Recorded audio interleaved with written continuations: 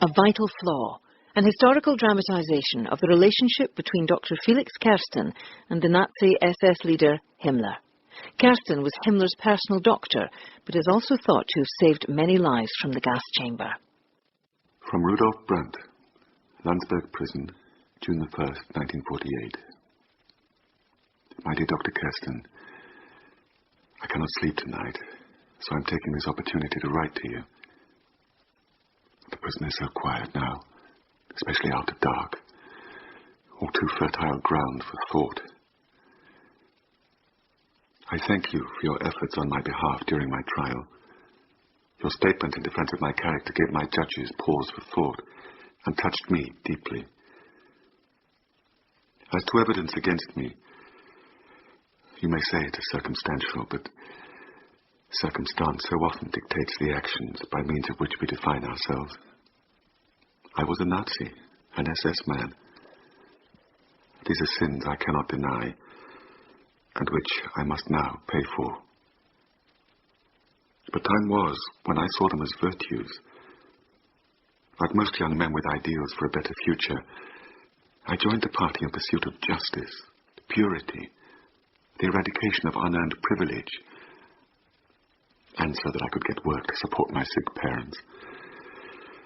My diligence and my skills as a stenographer took me to the heart of the organization, made me personal assistant to the Reichsführer SS, Heinrich Himmler. I was a good stenographer. Such is circumstance. And now I am here.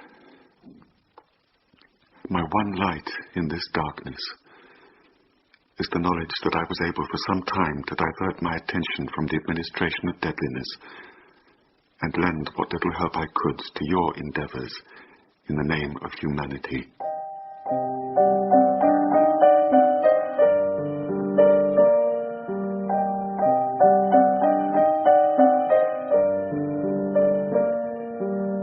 A Vital Flaw by Neville Watchurst, with Martin Jarvis as Dr Felix Kersten, John Duttine as Heinrich Himmler, Christopher Ravenscroft as Rudolf Brandt, and Louise Jameson as Irmgard.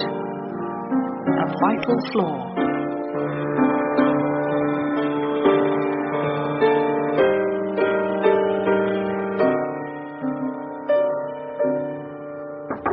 Come. The file on Dr. Felix Kersten, Herr Himmler. Good, Rudy. No, stay. I want to ask your advice. You have familiarized yourself with the details? Of course. Reichsführer. So, tell me. Kersten was born in the Soviet province of Livonia, but in the 1418 war fought against Russia in the Finnish Independence League, thereafter becoming himself a naturalized Finn. He and his German wife reside primarily in The Hague, but he runs a practice at his flat here in Berlin. 10 years ago, in 1928, Dr. Kersten also bought a country house outside the city. He has no overt political affiliations, but in The Hague his clients include many dignitaries and Jews at the court of Queen Wilhelmina, besides the prince himself. Yes, but what of his methods? He obtained his diploma in scientific massage in Sweden, whereafter he came to Berlin and studied under Professor Beer. He then became a pupil of a certain Tibetan Lama, Dr. Koch, whose practice he inherited on Koch's return to Tibet. Since when he has become famous for his healing gifts. If I may say so, fashionable society has often proved willing to pay high fees to charlatans. Brandt, you are a cynic. You must not discount alternative methods. Did not the Kneipp water treatment I recommended prove efficacious for your headaches? Yes, Reichsführer. I have tried all conventional means for my stomach cramps. Injections, drugs. I have used herbal remedies, but nothing works. It is intolerable, not just the pain. The Reichsführer SS must not be seen to be ill.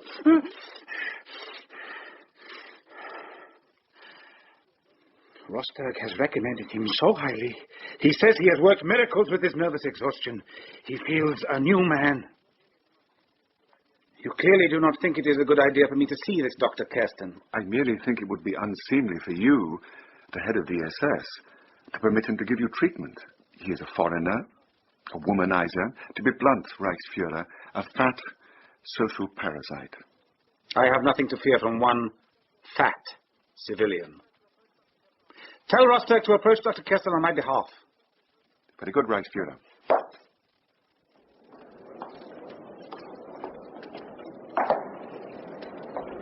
Dr. Kersten? Yes. Obersturmführer Brandt. Hi, Hitler. Good day, Lieutenant. The Reichsführer is very eager to meet you. Will you follow me?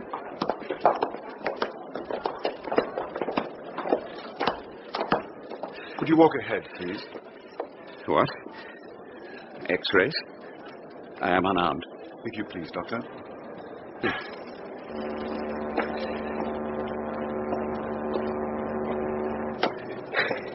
You see? It is a necessary formality, Doctor. Are there any other formalities I should observe in the presence of Herr Himmler? I must confess to being somewhat apprehensive. You have nothing to fear, if you are able to live up to your own reputation. You will no doubt have heard much nonsense talked about the Reichsführer. Vulgar myth. Herr Himmler is a man of the highest standards, and expects equally high standards from those who serve him. I've only to look around me to see that. As I'm sure you're aware, the SS headquarters is the center of much of the Reich's most crucial and most highly classified work. You may rely upon my discretion. Well, if your discretion and your efficiency are all you claim, you will go some way towards measuring up to the Reichsführer's expectations. Such rigorous standards must prove very punishing to the Constitution, do they not? Not for the true SS man. Through here. Thank you. Then I'm wrong in thinking that you suffer from bad headaches. I am in perfect health, thank you, Doctor. This is the Reichsführer's office. Enter! Herr Kersten. Herr Himmler. Please, come in, come. That will be all, thank you, Brandt. See that nobody disturbs us. Very good, Reichsführer. I have heard a lot about you, Doctor. I suffer terribly in the stomach, this last attack. It may all stem from my illness in my youth. Paratyphoid, jaundice, recently aggravated by food poisoning. Doctor, can you ease this pain? Please remove your garments and lie down on the couch.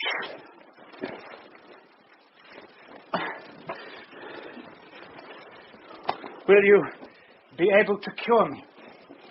I cannot say for certain yet. There. Now, please try and relax. And say nothing. I first of all have to locate the source of the problem.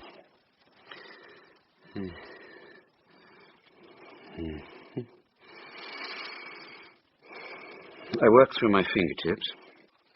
All my energy and powers of perception have to become focused in them. To get beneath the skin, the flesh, the sinew, to the channels of life, the nerves.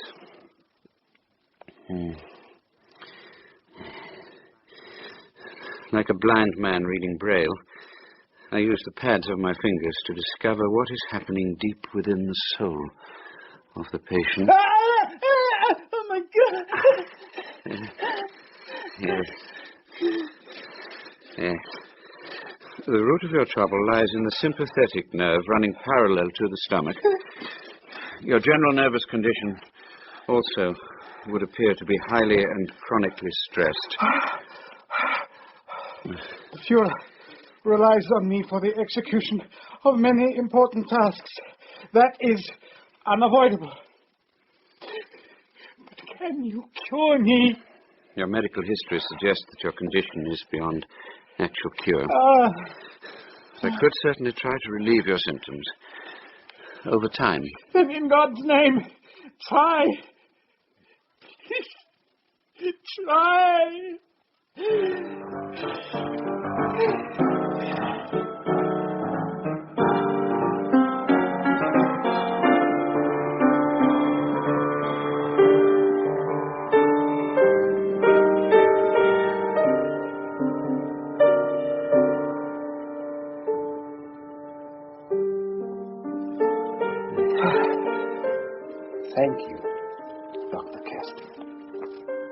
I can never thank you enough. What you have done for me over these few weeks is unbelievable. You have saved my life, given me back the strength I need to continue my work. The pain has been a terrible distraction, and the strain of hiding it. It is too shaming. The Reichsführer should not have weaknesses. You should not reproach yourself, Herr Himmler. The stress of your position makes it Within 125 years, with careful breeding, we shall have restored Germany to pure Nordic blood. I am myself dark, and my physique is not ideal, but I am Bavarian, and thus my devotion to the Führer is especially strong. You are helping me put that devotion into practice. For that, you merit being hailed as a hero of the Reich. No, I am no hero, Herr Himmler. I merely do what I can to stem the pain of suffering flesh and blood. I have no politics in me. That is probably why you inspire me to take you into my confidence. But who could not? As you bend over me, your face like that of a Buddha, I feel such a desire to confide. Yes, you have become my magic Buddha. You may get dressed again now, if you wish. Is it safe? I always fear I shall break the spell. Quite safe, Herr Himmler. I value our talks. I see very few laymen, people outside the SS. That is a policy decision, of course. There is rarely any profit to be had from consorting with such people. Besides, I know that there are many in Germany who feel uncomfortable when they see this blacksmithing. We understand that, and we do not expect to be beloved by over many people. May I ask a question? My dear doctor, please. How do you reconcile yourself to such unpopularity? That is simple. I have absolute faith in the Führer. Total conviction that our cause is right and necessary. The SS has a divine mission to re-educate the German people, to restore them to glory, to root out complacency. This will not be achieved without effort, discipline. We are the nursemaid whose task it is to make Germany swallow this medicine for its own good. And then? Then? Of course. Our duty extends beyond our current boundaries. We have already annexed the Sudetenland. The Slavic races are inferior, and so, for the good of Europe, we must prevent them spreading outward. Germany must be consolidated by a peasant stock taking back their birthright, uniting blood and soil, as in the days of Heinrich I. I'm ignorant of politics, as I have said. But don't you think that your plans might meet with some resistance? My shrewd Buddha. I may as well tell you. There will be war before long. You cannot mean it. I am not in the habit of saying things I do not mean. There will be war because it is the Führer's wish. Because he considers it of the utmost importance for the well-being of the German people. War makes men purer and stronger.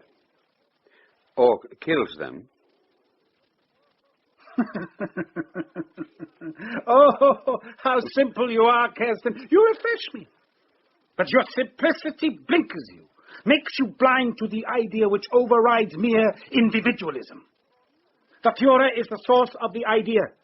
We of the SS are his right arm, his strength. We have the faith to respond to his will without hesitation, unquestioningly. We are going to conquer Poland. The British Jews have guaranteed its integrity. This will teach them a lesson. But that will mean world war. Kersten, still you do not see. Britain and France are so spineless they will not stand in our way. But you could not hope to understand. You are a Finn, and your political senses have been dulled by Dutch democracy. No doubt, Herr Himmler. On the subject of Holland, I shall shortly be returning to The Hague. I have only a few patients still left to see in Berlin. And your course of treatment is nearly complete. Oh, why don't you stay in Germany? Then I would have you close. No. It is not good for a patient to become dependent. I will make you an honorary colonel in the SS. What? A fat Finn like me? I take your point. Anyway, the war will be over in 10 days at the outside. Very well. Go.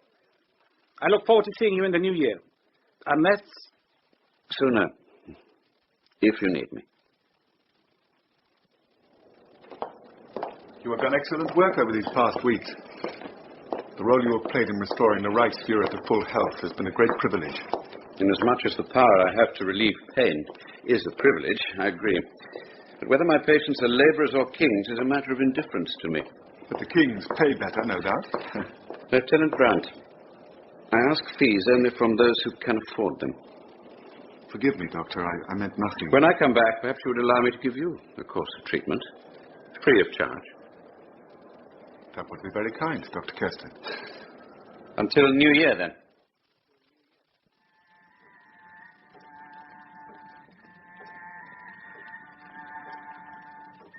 Irmgard, my sweet. That little roebuck has come back. Oh. He looks so fragile and nervous out there in the snow. Perhaps we should tell Lena to put out the kitchen scraps for him. Yes. How kind you are. Oh, life has been kind to me. I found you. My dearest, how are you feeling today? Oh, much better. The morning sickness has passed away. Let me feel him. Your daily father and son conference. Yes. There he is. Oh, such a strong pulse of life. Oh, I wonder who that can be on Boxing Day. No, I'll get it. Lena will be busy.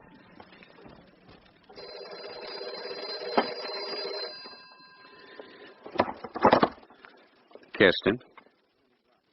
Lieutenant Brandt, how are you? No, we had arranged to start on the 6th. No. Of course I will come, as I promised. No, that will not be necessary. I have my own vehicle and driver. Not a patient, Felix. I'm afraid so, my dear. Can't they wait until after the holiday? Not in this case, I'm sorry. But who is it? Who can be so special that you drop everything and go into Berlin in all this snow? A very important client, Irmgard. I'm sorry, my darling, but I promised him I'd be available whenever he wanted me. I cannot refuse.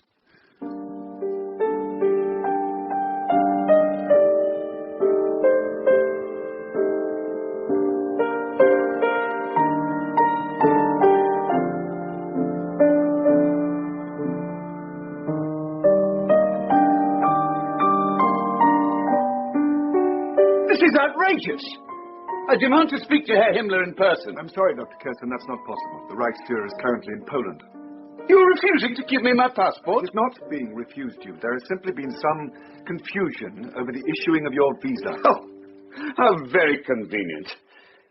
I have to return to The Hague. I have patients waiting. I've already delayed my return on the Reichsfuhrer's behalf. It is now April. 4 months I've been here. I've done all I can for Herr Himmler. He's not the only person who suffers. Dr. Kersten, please. The Reichsfuhrer is not acting from selfish motives. It would be unwise for you to return to Holland at this point in time. What are you saying? That's all I can tell you, Doctor. My God. Where will all this madness end? Well, believe me, I shall not let this rest. I am a Finnish citizen. You cannot keep me here against my will.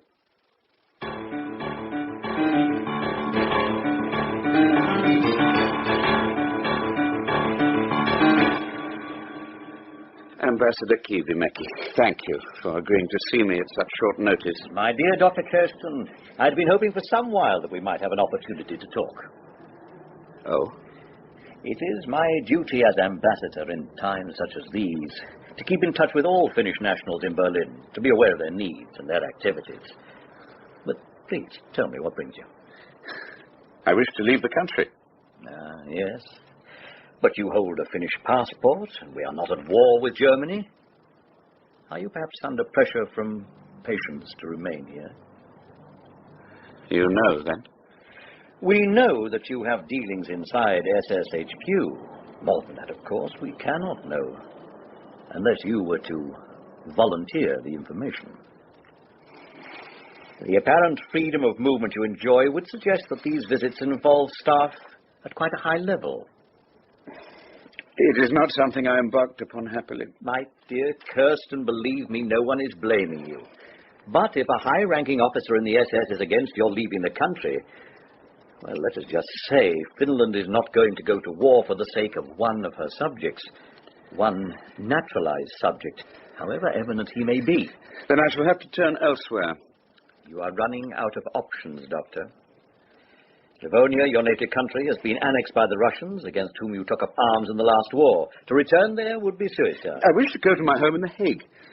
Holland has today been invaded by the Nazis. No. I fear you will have to look somewhere else for an escape route. I'm not trying to escape. What then? I shall be frank. Your presence here could be of great political significance to your country. But Ambassador, I am no politician. Kersten, these are terrible times. The call of duty is making strange demands on countless individuals. Are you prepared to nail your colors to the mast? Will you tell me who it is you are treating? It is the Reichsführer himself. Good God. Himmler, you are coming into personal contact with the Reichsführer SS? You understand now? Yes, Dr. Kersten. Do you? I understand. I must stay. Why will you not tell me where you are going, Felix? I cannot, my darling. I am your wife, the mother of your child. Am I not to be trusted? It is for your own safety. You're right. As my wife, you are entitled to know. I'm to leave for the Western Front as Himmler's physician. Felix, you are treating that man, that monster? Why? Herr Rosterg asked me to. We owe our home here to Rosterg's generosity. Believe me, I've since done all I could to try and get us away. But now I must cooperate. Oh, Felix. You must not breathe a word of this to anyone. Oh, my poor Felix. No. Everything will be all right. Himmler likes me. But you're no longer free. No, but who is? Dr. Koch taught me that the accepting mind can make good of any situation. My problem is my Westerner's mind sees only an evil man whom, through my treatments, I am helping to do evil. Oh, Felix, you're not to blame.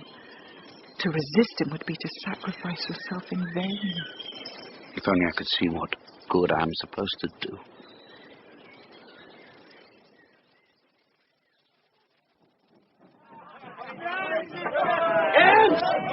Hey, Kaltenbrunner! That new secretary of yours, is it true? She's a countess? Oh, she says so. I haven't seen a hallmark stamped on her arm. But you've seen her arm. Oh, yeah. In office hours, she takes my dictation. And off duty, she takes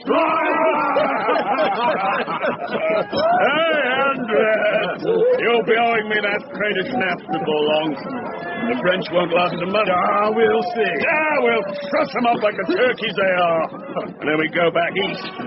All I want's my nice spread in Poland or Czechoslovakia, like they promised to. How many acres do you think you'll get? 600. How do you work that out? Length of service. But I've got a dagger. Who gives a shit? It's doing the time that counts. Doctor, you're not leaving us. Excuse me, gentlemen. Yeah, stop for a drink. We're just going to toast the Führer. I don't drink, thank you. Yeah, fat, finished bastard. Bloody separate.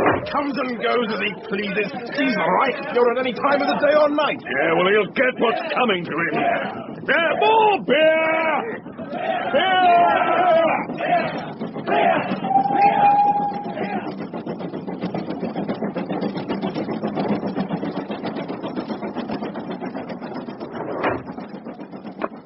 Oh, Lieutenant, you still at work?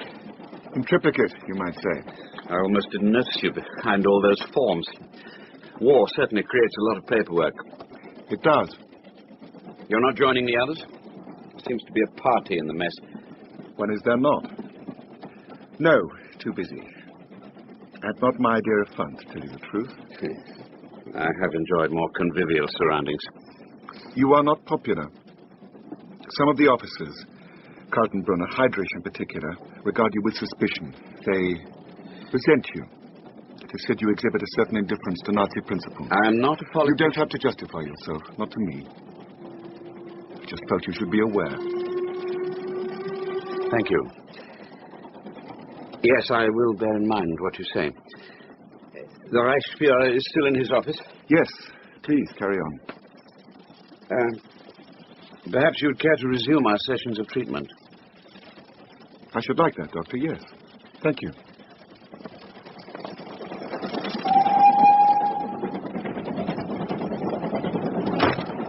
Kersten, what can I do for you? Sorry to disturb you, Reichsführer. I really only came by to see if I could borrow something to read. Feel free. Thank you. And how are you enjoying your time here? Well, to be honest, I have little in common with most of the staff. I enjoy our own conversations very much. But you are naturally an extremely busy man. Not that I would dream of complaining. This campaign is no pleasure jaunt. My duty is to care for your health. Which you do marvelously. Thank you. But my duties do not fill my whole day. That's it in a nutshell. I suppose I'm just a bit bored. What I would not wish you to think, as I feel some of your staff may be thinking, is that my occasional glumness indicates that I disapprove. I am glad you have raised this matter. You are right. One officer has spoken to me about you. Fools. To think that I could be taken in. I trust you. You have my gratitude, my confidence, and my friendship. Thank you. I feel... Well, I ought to leave you to your work. But without wishing to presume too much, I would entreat you to remember your health and to permit yourself some rest. Posterity will not inquire how well Heinrich Himmler slept, but how much he achieved. Thanks to your treatments, I am able to overcome human weakness and concentrate wholly on the task of fulfilling the Führer's wishes. As to your being bored, my dear Dr. Kersten, do not worry. France will make peace. You will soon be back in your practice in Berlin.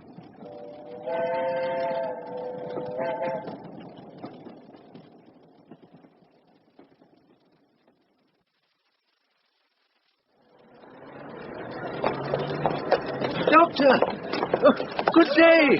I've not seen you for some time. I assumed you'd left Berlin. Here, Rosterg. No. No, my patients keep me here. One patient in particular, a man known to us both. Doctor, I am most profoundly sorry. You mustn't be. Perhaps there's some shape, some meaning in all this. How goes the potassium industry? Oh, the same as everywhere else. Poison. People inform on their workmates for money or preferment, or mere hysteria. Only the other day they arrested one of my most trusted employees, the foreman of the Gernheim plot. A social democrat, perhaps, but no agitator.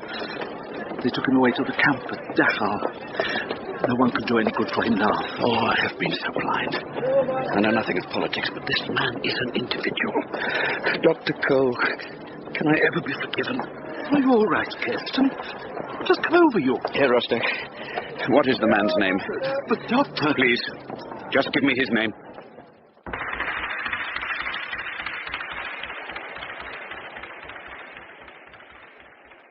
There. Lieutenant Brandt.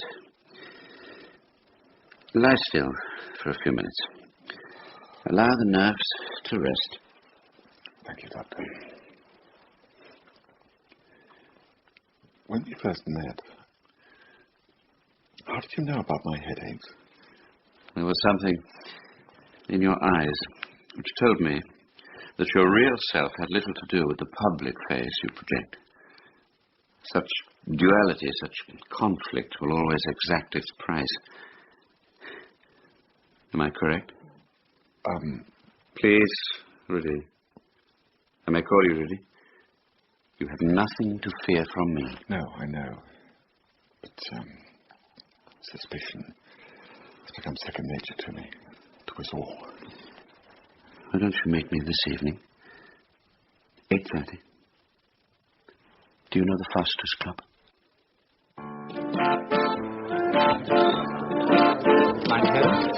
What will you have? Champagne. Oh, no, just a beer for me, thank you, Doctor. Beer for my friend. And I shall have a grenadine and seltzer water. Thank you, Christophe. Does the Foster's Club shock you, Rudy? Well, I have to admit it's not, the kind of place I imagined you would frequent. One should always take care to throw the occasional bone to the frivolous side of one's nature. It is good to relax. It's a long time since I heard that word. I'm never off my guard. One careless remark. You will not be overheard here. What you were saying earlier. Beer, grenadine and seltzer. Thank you, Christophe. My hand. You were saying, Rudy? First. Was I right to think that you have certain doubts? My attitude to my work is not as straightforward as it might be, as it once was. Things used to seem clearer. There were goals and ideals to aspire to, but now... You've seen the kind of men who make up the SS, the Kaltenbrunners, the Heydrichs. You saw how they behaved in France. I did. But the Reichsführer cannot see it. The chasm which lies between his ideals and the reality. I shall punish any breaches of discipline he hears about, but he thinks they're rare cases, and only ever committed by inferior bloodstock. He can't accept that these blonde, blue-eyed pillars of decency he so loves could possibly be abusing their positions, as they do. But those ideals you speak of, those goals, you still believe in them? The ends, yes. Well, some of them. The means to those ends, I think errors are being made. A former patient of mine has brought to my attention what I think may be just one such error. A man has been arrested for no good reason and sent to Dachau. Doctor, the concentration camps are not our concern. They're controlled by another department altogether. But detention orders pass through the Reichsführer's office and through your own hands. Doctor, please, I can't... How easy would it be for the Reichsführer to arrange for the release of an individual prisoner? He'd have the power, naturally. But without an official order, without the proper forms being observed, he'd never take such a step. Adherence to the rules, that's his life. When he's in good health, yes. His shell softens when he has an attack. Doctor, please, don't do anything foolish. You may have a rapport with the Reichsführer, but as I've already told you, there are others who regard you with suspicion, who are watching for you to make a mistake. You can't fight the system. We're on a moving train. We may not be happy about where it's taking us, but no one is capable of stopping it with his bare hands. I don't have any such lofty ambitions, but I must try and do what little good I can. As you say, with my bare hands.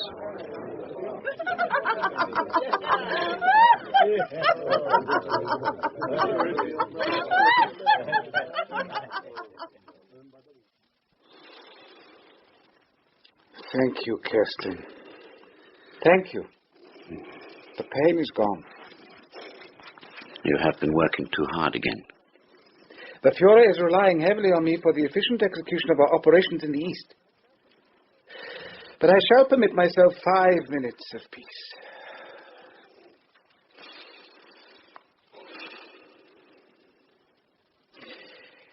I have been thinking, Kersten. My conscience is troubling me.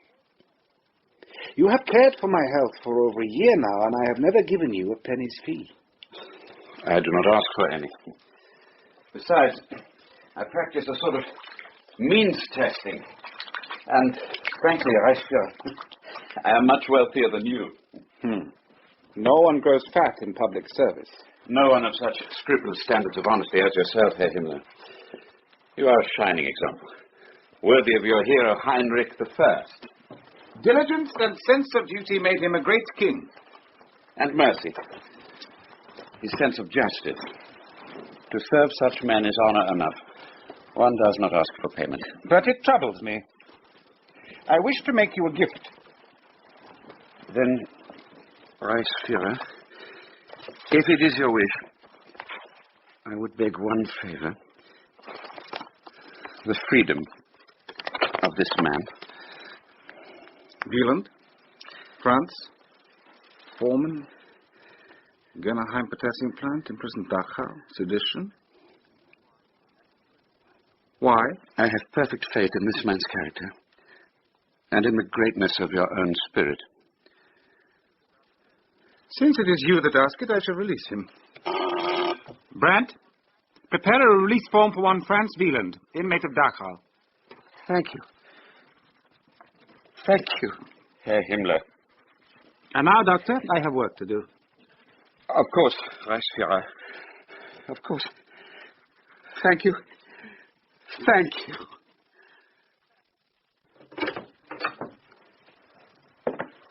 Felix?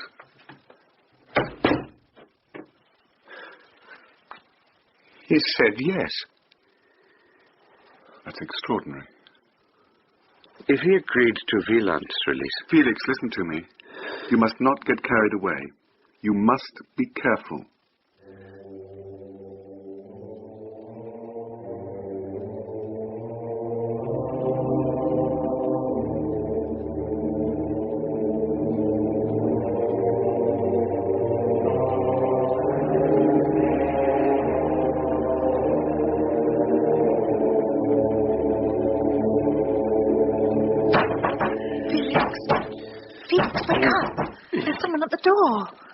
What?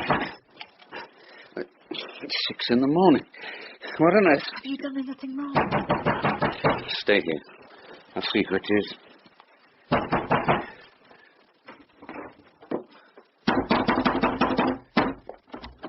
Dr. Kersten. Yes, Gestapo, we need to ask you some questions. You are a medical practitioner and treat patients here at this flat. You had only to read the plaque on my door. We wish to talk to you in person. It's only right that the suspect should be present to defend himself. Suspect? We have reason to believe that your client list may include wearers of the Yellow Star. Jews. Is this true? Yes, quite true. You admit it, then? I acknowledge the fact. I see nothing to admit. Do you mean to tell me, Dr. Kersten, that you are unaware that it is unsuitable for a German citizen to come into contact, particularly physical contact, with Jews? That may be German law. I am a Finn. Your country of origin is of no consequence. You are presently a citizen of the German Reich, and consequently subject to its regulations. Finland is not my country of origin. I'm naturalized. I've held a Finnish passport for 20 years. I should like to see your current papers. By all means.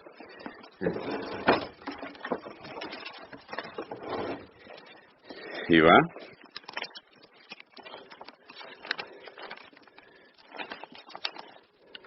They would appear to be in order. Will that be all? We have been supplied with incorrect information. Your cooperation is appreciated, Doctor. We shall not take any more of your time, but take my advice. Get rid of your Jews. They're notorious carriers of typhus. Not what you need in your job.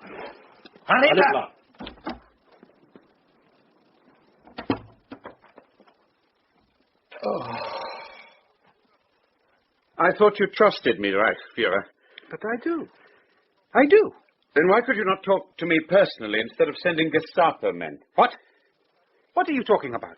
About being interrogated at 6 o'clock this morning. The Gestapo? On what grounds? They accuse me of un-German behavior because I have some Jewish patients. This is outrageous. Brandt, come into my office immediately. Oh, Kersten, believe me, I had absolutely no idea. Reichsführer? Has any order passed through this office on the matter of a Gestapo interrogation of Dr. Kersten? No, none. I'm certain of it. I forbid, absolutely forbid any interference in Dr. Kersten's business, on any matter whatsoever, by anyone. The doctor is answerable to me and to no one else. Do you wish me to summon Major Heydrich? No. No, just make sure that my order is known and understood by everyone. Everyone!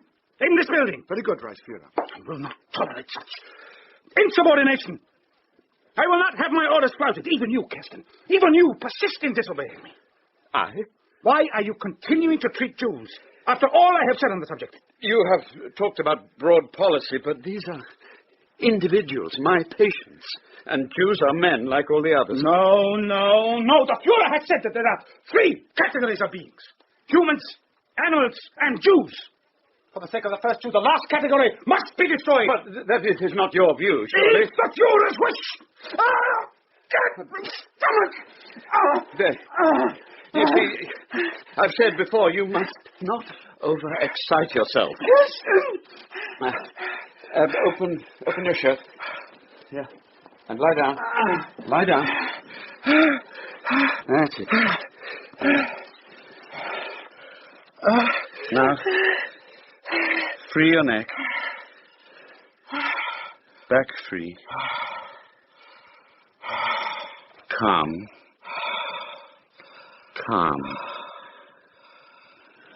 There.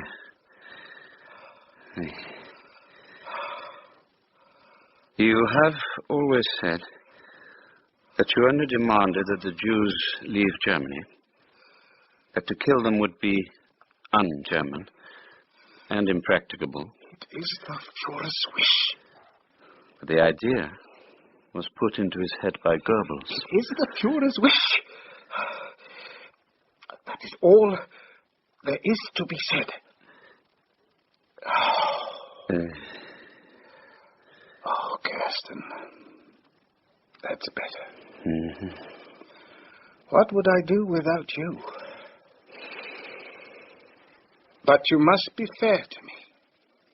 Stop treating Jews. I bend the rules for you all the time. I may not always be able to protect you. The latest thing I hear is that you have kept open your house in The Hague, against my orders. But, Herr Himmler, what chance have I had? Yes. Yes, of course, you are right. Forgive me. However, the time has come for you to go and see to it. Very well, Reichsführer. Oh, there's another small matter I should like to sort out with regard to my Dutch affairs. What? Tell me. The fact is, I have a weakness for the fairer sex. That is no weakness. It is to be commended in a man. Well, since leaving Holland, I have received many letters from ladies of my acquaintance. Many? Oh, Kersten. And for one thing, it is not nice to know that the censor has read them first. And for another, well, I don't want to run the risk of my wife, whom I love dearly. But of course, it's just that a man sometimes requires other things. I fully understand. You may use my own personal number. Military Postal Section 35360. Your letters will come to this office, handled with kid gloves and read by no one. We men must stick together, huh?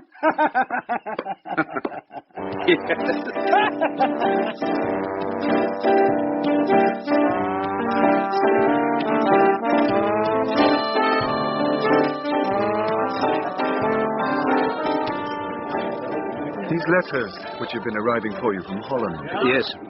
The Reichsführer gave me his own postal number. Quite astonishing. They're from my old amours. Albert said the handwriting is in some cases rather masculine. Happily, I'm here to make sure they go straight to you. When I went to The Hague to close up my house there, I met with several old friends of mine. We decided we should use this privileged postal number to relay to me news of the worst outrages. There's a constant stream. each case more appalling than the last. I cannot hope to free every individual. I'm being asked to choose who shall live and who shall die. Let me help you. I agree we can't hope to free them all, but when the Reichsfuhrer signs a release order, there's almost always a little space left. When you've succeeded in convincing him to release one prisoner, you must let me know the names of another one or two of the most pressing cases, and I'll insert them before processing the document. Why are you prepared to do this? Let us just say, I feel it's my duty. We must be doubly careful.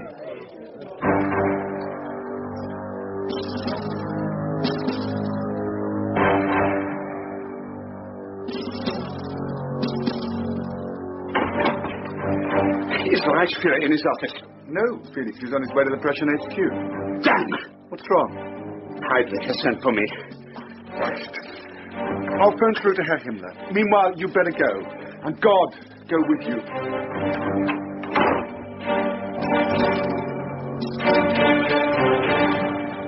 Thank you for coming, Dr. Kersten. Please take a seat. Thank you, Heydrich. Is it really necessary to tape our interview?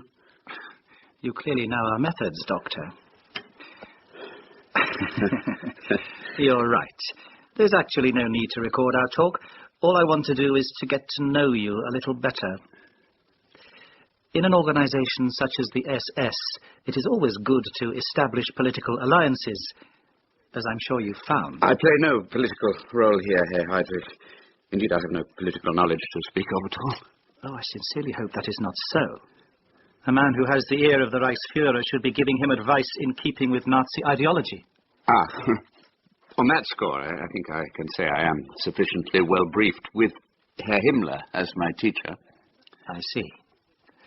But should you wish for any hard facts, such as those relating to Holland, for example? Thank you. I shall bear that in mind. You see, it is not ideology which principally concerns me. I'm a much more practical man. I like to see things running smoothly, efficiently. And this is where we in the Gestapo could be of enormous help to you. We are aware that you receive many requests from people to argue their case with the Reichsfuhrer. There have been a number of such requests, yes. All from friends of yours? Occasionally from friends of friends. Now, that, you see, brings me to the point I was wanting to make. You are here in Berlin, one man with, by your own admission, limited political knowledge.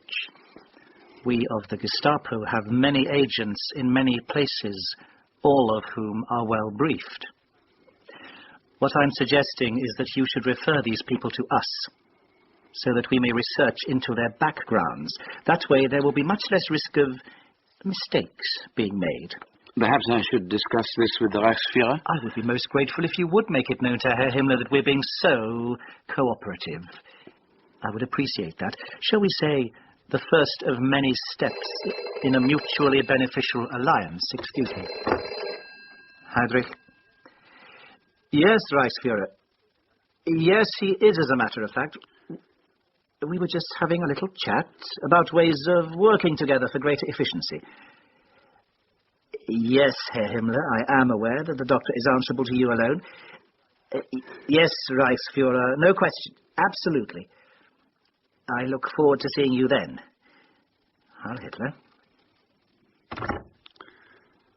Well, Doctor, you clearly understate your own political skills. Bear in mind what I've said. Our organization operates on a system of very fine balances. Individual influence and power are not the stablest of commodities. Situations can change.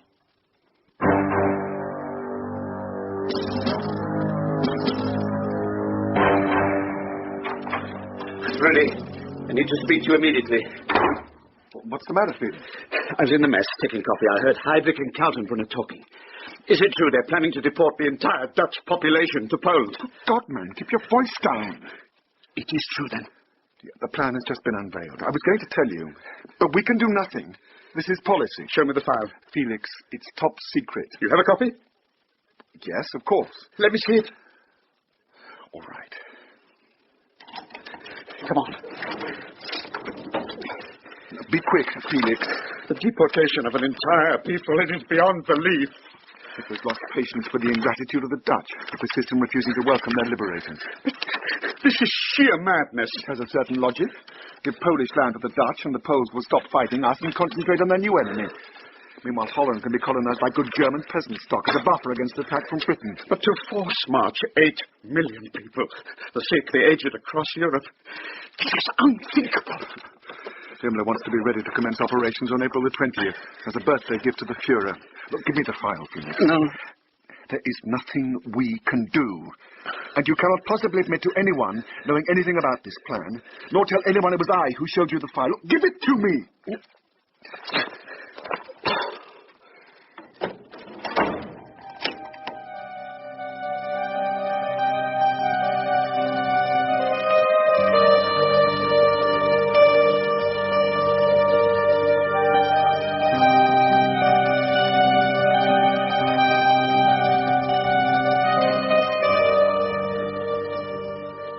So, as you see, if I am to increase the numbers of the Waffen-SS to 1 million men by the end of 1941, as the Fuhrer wishes, I am bound to be overworking. It is not you I criticize, Reichsführer. Please don't misunderstand me. You are, as ever, an example to us all. But there is only so much the human body can take. I have no choice but to obey. But people must realize that certain things just cannot be achieved so swiftly. I'm not asking you to disobey. Simply to request a reasonable time. Oh, I must ask you something else. When exactly are you aiming to deport the Dutch? It is planned for April. How did you know about this? I know nothing for certain. Only what I overheard Kaltenbrunner and Heydrich talking about in the mess. They should know better than to go babbling in public. It is a highly secret matter. I thought for one moment that you... No. I'm glad they have been so indiscreet. This plan will put you under intolerable strain. The groundwork is already laid. This is the worst, the most foolish of plans. Kersten! It is the Fuhrer's wish! I mean for you. It is a massive extra burden. To be frank, it could kill you. I owe absolute obedience to the Fuhrer. Oh, yes, that's fine. All I'm saying is that you should ask for this plan to be deferred until after the war. I am perfectly capable of doing all that is required of me. Your treatment see to that. But, in this matter, that is all I require of you, Doctor, not your counsel.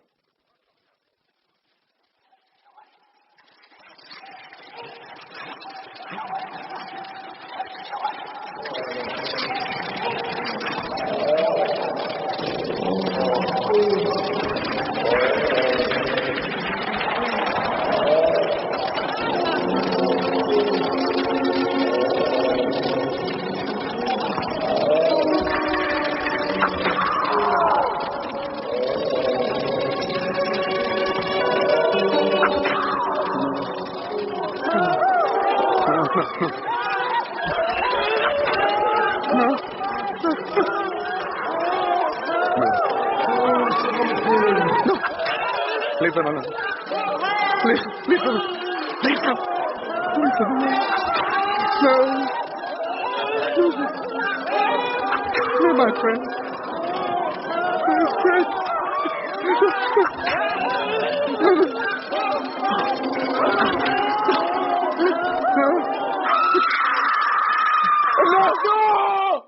Felix, darling. No. All right, you've had a bad dream there. It's over now. All right, you're all right. Oh, Irmgard.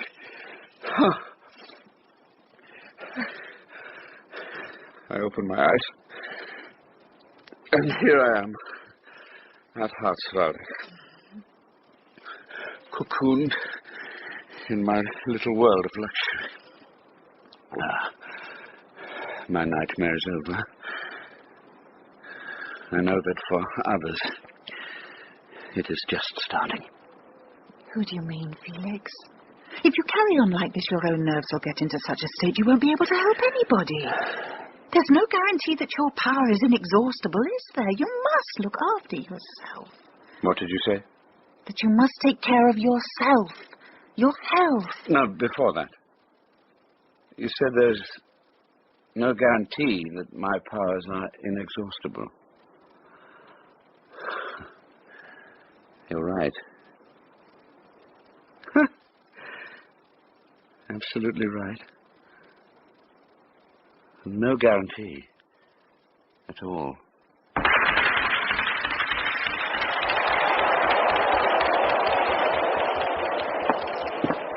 What's happening, Felix?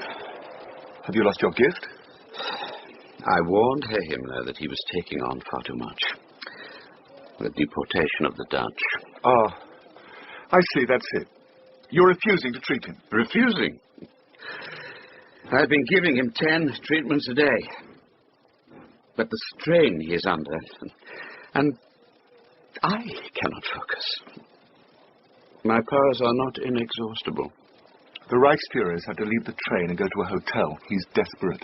Felix, you must come. I don't know if he'll last the night without you.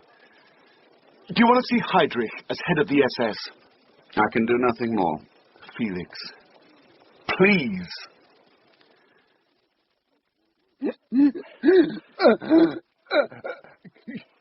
Can't get my breath. Try straightening your upper body. Above all, do not panic. There. Is that any better? Can't breathe. You've already had 10 treatments today. There's no point trying more. The real problem is staring us both in the face, but you refuse to acknowledge the fact. You are working too hard. It is so simple. Postpone the deportation of the Dutch. The Fuhrer wishes. It must go ahead. Well, it will go ahead without you. Is it the Fuhrer's wish that you should die? Look, I'm no politician. I would never presume to interfere. You have your job to do, but I have mine. I feel I must speak frankly. If I agreed to do as you said, to go and see the Fuhrer and beg him to be patient, can you say for certain that you can help me? Yes. Kersten! I will go to the Fuhrer. To get the deportation postponed? Yes. Now help me. Please!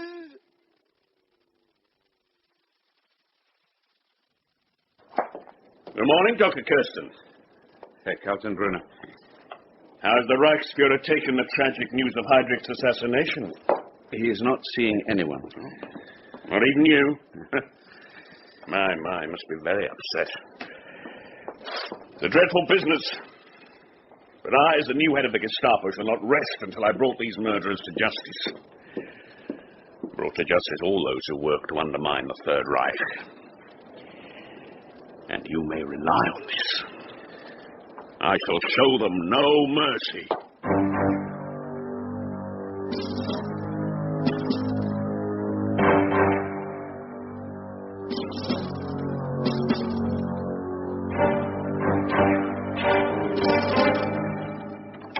You wish to see me, Ambassador Kivimaeki? Kersten, take a seat.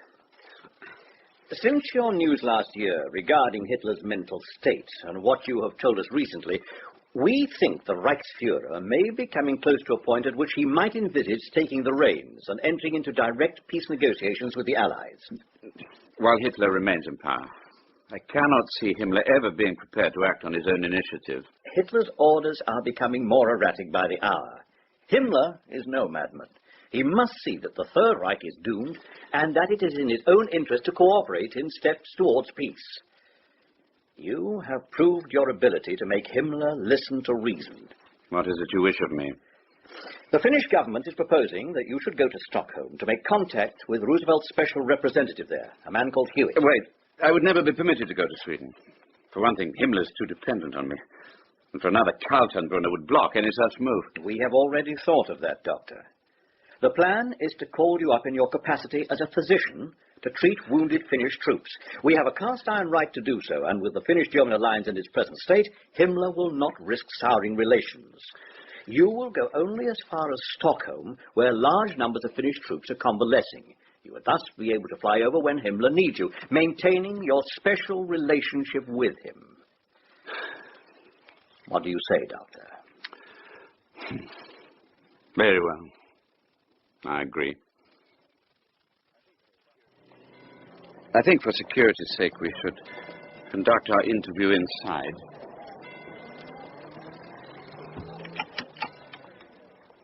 Now, sir, I'm at your disposal. As you know, Dr. Kersten, there is a deep desire for peace on the part of the Allies. On the part of the German people also, Mr. Hewitt. Believe me, but not on the part of Adolf Hitler. That is the problem. Likewise, in terms of diplomacy. No one among the Allied governments is prepared to make any kind of peace with Hitler. The removal of his regime is a prerequisite. I need to know from you whether you think that is at all likely. Hitler has a warped mind, but he has been careful to divide and rule to the highest level. But with the war now going the way it is there no possibility of a coup? Goering, Bormann, Ribbentrop, and the rest may plot among themselves, but Hitler has ensured that none of them can ever amass power enough to threaten him. And Himmler? He is a special case. None lives in greater fear of Hitler, nor holds him in higher reverence. And as leader of the SS, could he do it? Oh, with careful marshalling, he could muster sufficient forces. If only he could make the decision to act. And therein lies the fundamental problem. We have drawn up a 7-point list of fundamental demands. First, all territories occupied by Germany would have to be evacuated and their sovereignty restituted. Second, the abolition of the Nazi Party. Third, the abolition of Hitler's dictatorship. Fourth, the restitution of the 1914 German Constitution.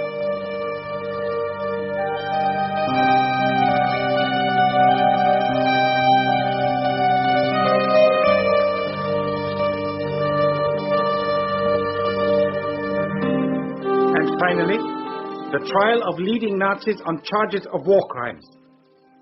This is preposterous! The other conditions are outrageous enough, but this last one is totally unacceptable. No crimes have been committed. Everything that has been done under the Führer's regime has been conducted with due regard for the law. Even the annihilation of the Poles and the Jews? Certainly.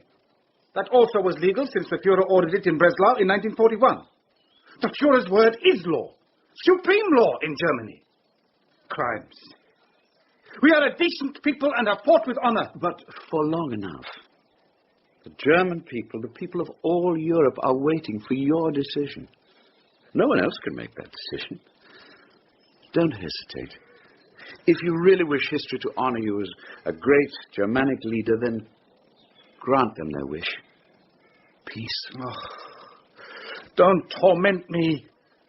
How can I go against the Führer? He made me.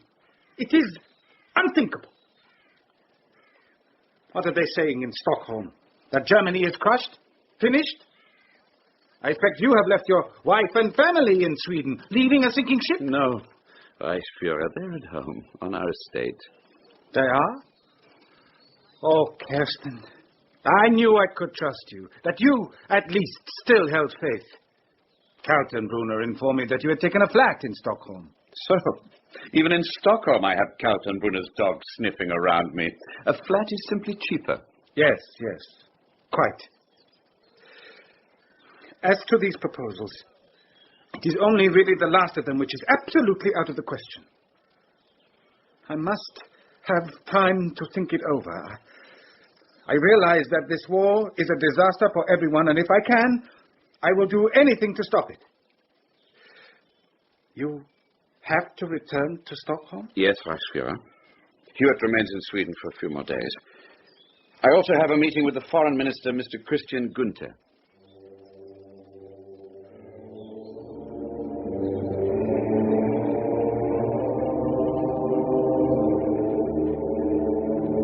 But the Reichsfuhrer's nerve gave out at the last minute.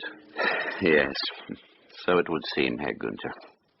Oh, I felt we were so near a breakthrough.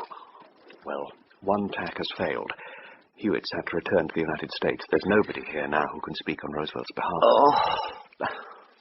But you mustn't reproach yourself, Dr. Kersten. Nor lose heart. You've done excellent groundwork. There's no point in regretting what's proved impossible. I cannot help it. Well, we've been unable to save the whole of Europe at a stroke. But there are many groups and individuals in the camps whom we may be able to help to freedom. What I wish you to relay to the Reichsfuhrer in the first instance is that Norwegian and Danish prisoners should be removed here to Sweden under the auspices of the Red Cross. Now, once on our territory, we would undertake to detain them until the end of the war, taking responsibility for their feeding, their medical requirements. Germany's desperation means that prisoners are more than ever at risk. Also, many of the camps are in peril from Allied bombs. You see, the more desperate the situation becomes for Germany, the more they cling to the idea of their own supremacy. It will be a difficult task, Dr. Kersten, but you're the only person who can attempt it.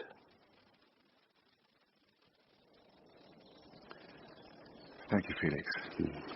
It's good to have you here for a while. There have been times when you've been in Stockholm, my headaches have driven me to distraction. You seem worn out. Well, as you say, war creates a lot of paperwork. Even more so when it's going badly. You've done well to convince the Reichsfuhrer to adopt Gunther's proposal. Well, it has not been easy. He may still change his mind. Yes, the less stable the situation has become, the more terrified he is about offending Hitler.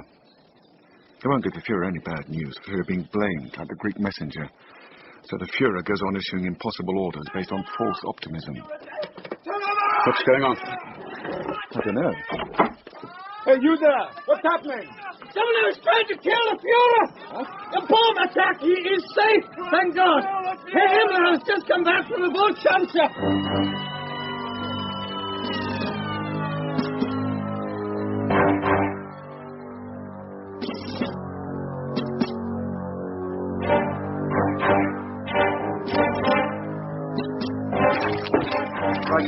Brandt, there you are. You've heard the news? A colonel in the Wehrmacht. But the Fuhrer was saved by Providence. Bring me the files on resistance sympathizers. Liberals. You know who to look for. Very good, Reichsfuhrer. Now. Herr Reichsfuhrer. Huh? Kersten, I did not notice you there. What papers are those? My correspondence with the Swedes. I must destroy it. There must not be the slightest weakness in my allegiance to the Fuhrer. There can be no question of releasing more prisoners. But you can't. I beg you. The files you wanted, Reichsfuhrer. Yeah, thank you, Rudy. Girdler, Kania, Wenzel, Schmidt. Wenzel? Do you mean Professor Wenzel? That's ridiculous. Anyone less likely to be an assassin. He is a close friend of Girdler's. And I am a close friend of Wenzel's. Must I die too? There is no room for sentimentality here. But surely there is room for reason. You cannot arrest Wenzel. He's harmless. Please, Reichsfuhrer, for me. Promise me you will not allow it. Brandt, return Professor Wenzel's file to the cabinet. Are you satisfied, Kersten? Now, I have to leave for Berlin. I shall send for you when I need you. It is indeed ironic, Dr. Kersten. The attempt on Hitler's life, the most rational act of recent years, provokes not sanity, but a renewal of Nazi fervor. The reprisals have been so brutal as to defy belief, Herr Gunther. Who knows what the dying monster will not be capable of. It's for this reason that you must continue to work on Himmler to try and secure the release of prisoners. Not just Norwegians and Danes, anybody and everybody you can. The Swedish government is prepared to take Dutch, Jews, French, as many as you can get out. I wish I thought I stood a chance. The Ardennes offensive. It is a stroke of genius. Von Rundstedt will sweep the Allies away, and victory shall be ours. In that case, Herr Reichsfuhrer, you can afford to be even more magnanimous. The Swedish plan. No, I have no time for all that now. I feel ashamed of my earlier doubts. I must work doubly hard to redeem myself. I am busy. You must leave me now. Very well. Herr Himmler.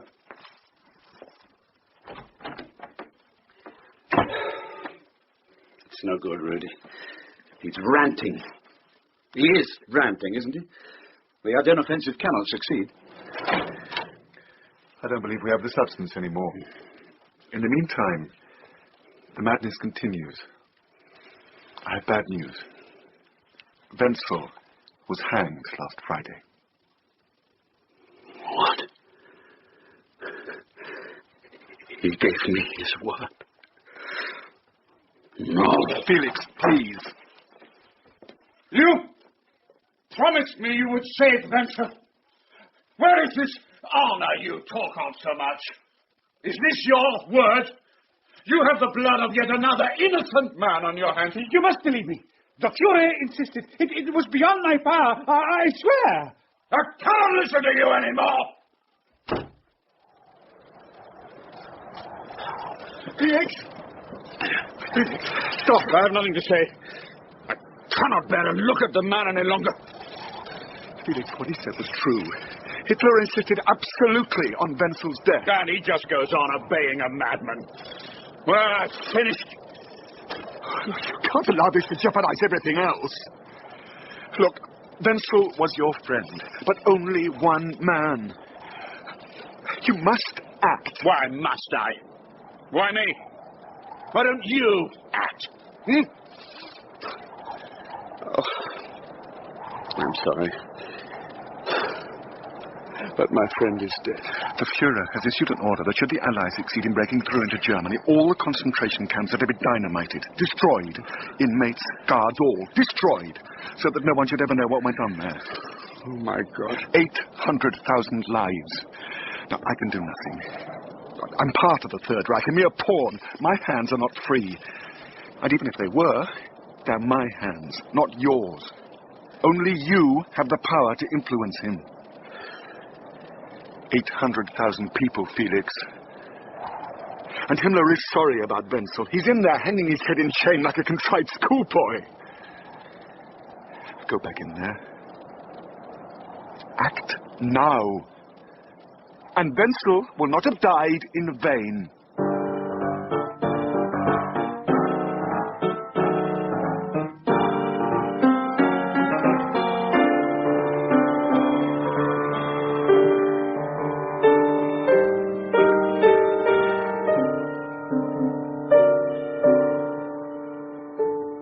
Read it back, please, Brandt. This document makes provision for the release of all Germanic prisoners. Their evacuation to Sweden with 5,000 Jewish prisoners. Also the freeing of 3,000 French and Belgian women interned at Ravenscroft. And permission for 20,000 Jews to be allowed to cross into Switzerland. It equally marks the immediate cessation of the extermination program and countermands the dynamiting order. Witnessed by myself this 12th day of March 1945. Will you sign now, Reichsfuhrer? I will.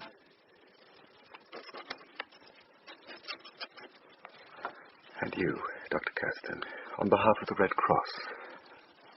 I shall sign in the name of humanity. You? Yes. Yes. There. I shall go straight to Stockholm with this document and begin preparations. I would request one further thing, Reichsfuhrer. Will you permit me to bring back a representative of the World Jewish Congress so that you may give to him in person the assurances to which you have just put your name?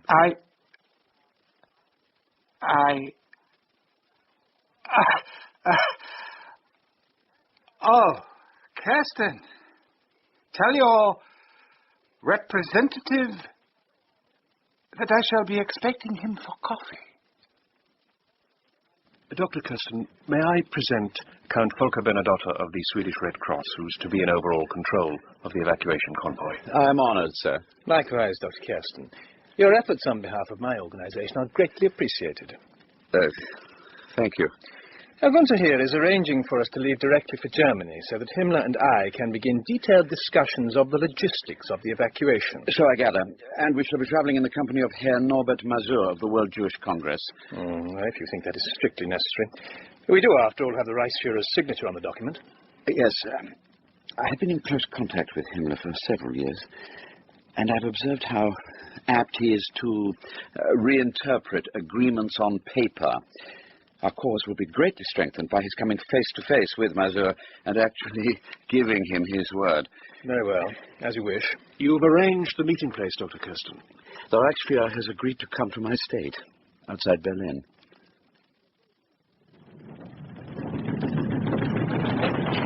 This way, please, Count Bernadotte, Herr Masur. I have a car waiting. Rejoice, people of Germany! Tomorrow, April the 20th, is the birthday of your beloved Führer!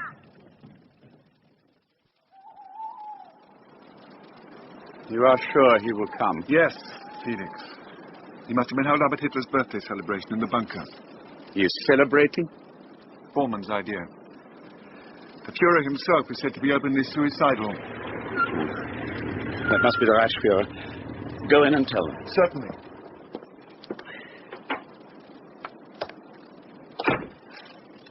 Herr Himmler, I'm glad to see you.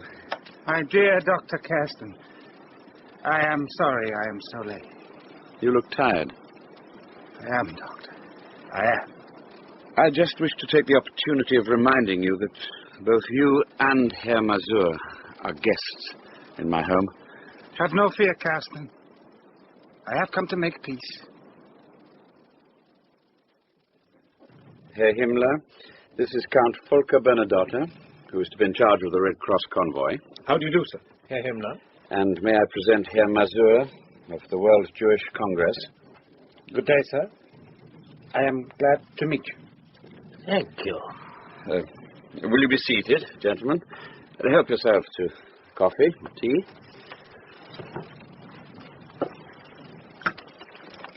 These photos, supposedly of the camps, which the press had been circulating, they are quite bogus. Mere propaganda. Perhaps you would describe to us, then, what they are really like. A concentration camp is not really the right word. They should have been termed training camps. A wide variety of criminal elements have been held there. They have served an extremely salutary purpose, reducing crime in the Reich to its lowest point in many years. Are all Jews automatically criminals? Many were guilty of firing on us from their ghettos. And there was the risk of typhus. The camps were the only alternative. True, the inmates had to work hard there, but it has been thus for everyone in Germany. But you cannot sit there and maintain that there have been no crimes committed. Some, certainly, on occasion. But I punished those responsible when such cases arose. I had Koch hanged for what he did at Buchenwald. Had I had my own way, things would have been very different. Count Bernadotte, I think perhaps we should leave Herr Masur and Herr Himmler to their discussion. Very well. We shall be nearby, if you need us.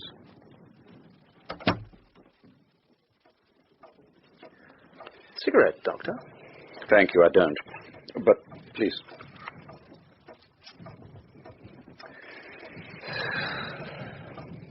The Russian guns are very near. Yes. It must be worrying. For you, I mean. For me? You must be nervous for your beautiful house and land. And also for what the Russians would do if they were to catch you. You know that I fought against them in the last war. You have not made a secret of it, I think. You are intending to establish yourself in Sweden now that Russia has taken Finland? It is my wish to adopt Swedish nationality, yes. I have a certain amount of influence, which I should be more than willing to employ on your behalf, provided you are not aiming to take more than your due share of credit for this evacuation plan. Credit? Which is owed almost exclusively to the Red Cross. You've had a cozy enough war, Doctor. To seek glory on top of it would be tempting Providence. Your story does strain the bounds of credibility. Best just bow out quietly before too many questions are asked. I'm sorry, are you threatening me? On the contrary, I am willing to help you acquire Swedish nationality. Without my influence, well, the alternative does not bear thinking about, does it, Dr. Kersten? The Reichsführer would like to see you now, Count Bernadotte. Ah, good. You will think about my offer. Shall I show you through, sir? Thank you, no. I know the way.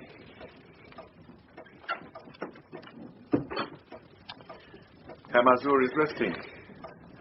The Reichsführer has given him his word to abide by the agreement. We shall no doubt be leaving quite shortly. You're returning to Stockholm, and I shall stay with the Reichsführer. Are you all right, Felix?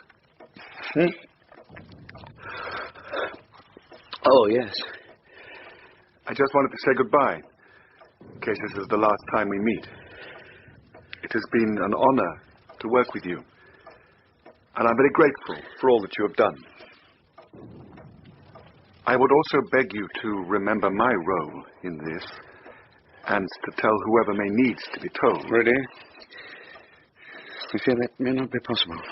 Count Bernadotte has just been threatening me with extradition to Russia if I try to take credit for this operation. But that is outrageous. It's nothing but a glorified transport officer. It was your skill which opened up the way. You must... What can I do? It would not risk the success of the plan. No, really, if we must hide our lights under a bushel, then so be it. The important thing is that the evacuation should go ahead. What matter who receives the credit? We shall not die for lack of credit. No, Felix. You're right.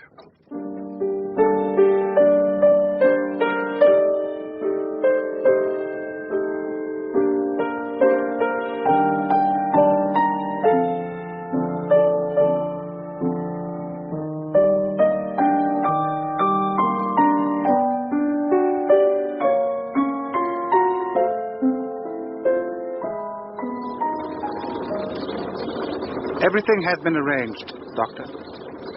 The evacuation is to go ahead in accordance with the agreement, and any orders prejudicial to the Jews will get no further than my office. It will not be difficult with communications as they are now. What will you do? I do not know how much longer I shall live. Whatever happens, please, remember me kindly. I may have been guilty of grave faults, but the Führer demanded of me that I follow the path of severity. Without discipline, without obedience, no state can do anything, be anything. Nothing can rob me of the memory of what we were, of the days in Munich when I bore the standard. With us gone, the best part of Germany will disappear. The Allies are welcome to whatever dross is left. Kersten, you have my deepest gratitude for all that you have done for me over the years. It is my poor family I worry about now. Farewell. Goodbye, Herr Himmler.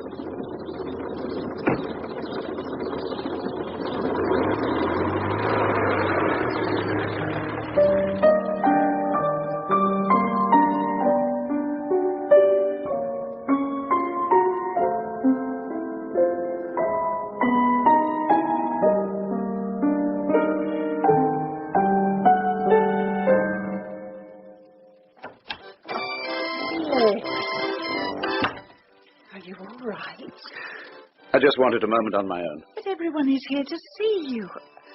Oh, Felix, I am so proud. I knew they'd have to find in your favor that the truth of what you did would finally be made known. But a nomination for the Nobel Peace Prize. What are you reading? Just an old letter.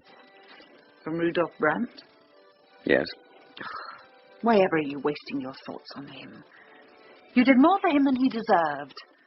The testimonial you sent to Nuremberg nearly cost you your own reputation. You played into his hands. Felix, he was simply using you to try and save his own neck. You may be right. I shall never know. No one will ever know for certain how much guilt he bore. But I, unlike his judges, saw the Nazi machine close to. I know the terrible power it possessed. Rudy Brandt was not an evil man. He acted to protect himself and those he loved. We were lucky. Who can say what I would have done? Had destiny put me in his place.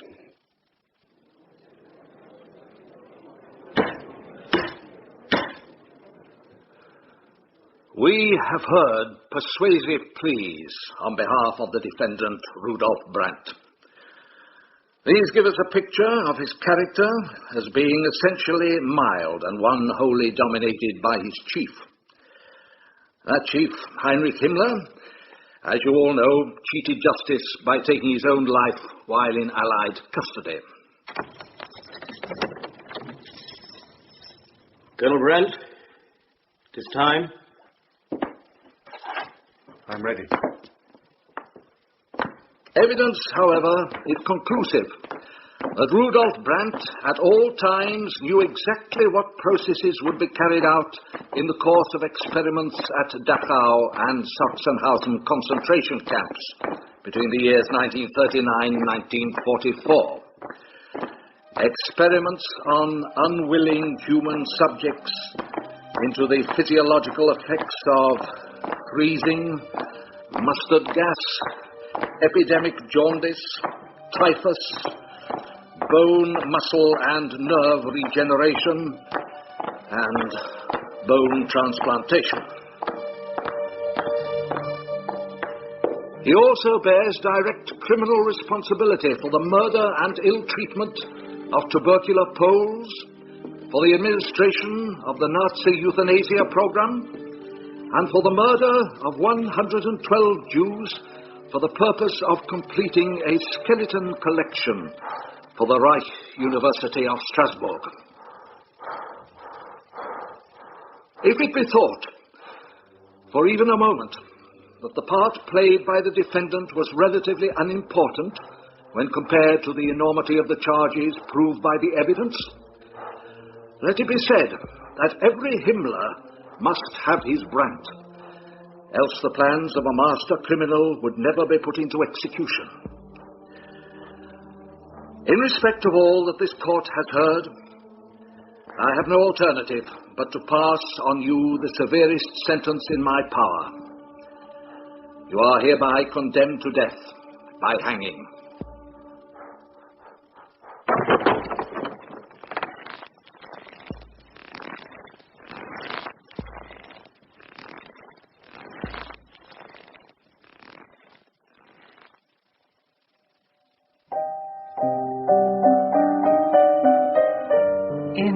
Vital Flaw by Neville Watchurst, Martin Jarvis played Kersten and John Duttine Himmler.